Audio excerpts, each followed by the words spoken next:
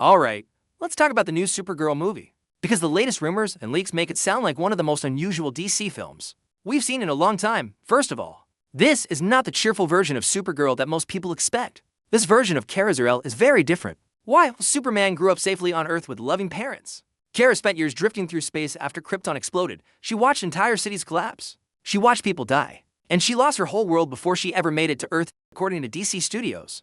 That trauma shapes the character in a big way, so instead of being a bright, hopeful hero, this Supergirl is much rougher around the edges. Early descriptions say she's rebellious, angry, and even reckless, and that brings us to the story. The film is reportedly based on the comic Supergirl, Woman of Tomorrow. But instead of being a typical superhero story about saving Earth from a villain, this one sounds more like a cosmic revenge story.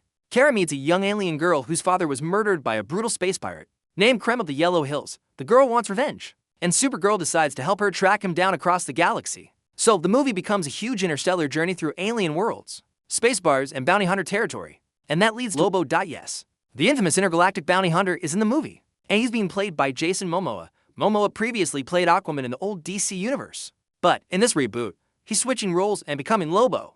According to early test screening reactions, Lobo is not actually the main villain. Instead, he crosses paths with Supergirl during the hunt and becomes a chaotic wild card in the story. Some people who've seen early footage are even saying he could steal the whole film. Another big rumor is that the movie takes place almost entirely in space. Unlike Superman, Supergirl reportedly travels across multiple alien worlds. That makes it feel more like a cosmic road movie than a traditional superhero film. Guardians of the Galaxy mixed with revenge Western. There's also speculation that Superman himself could appear, possibly in a cameo that helps connect the film directly to the new DC Universe timeline. And if that happens, it could set up future crossovers between Kara, Clark, and other DC characters. But the biggest thing fans are talking about right now is the tone. Everything we're hearing suggests this could be the darkest live-action version of Supergirl we've ever seen. She drinks, she gets into fights, and she doesn't act like the perfect hero. In a lot of ways, she feels like the emotional opposite of Superman.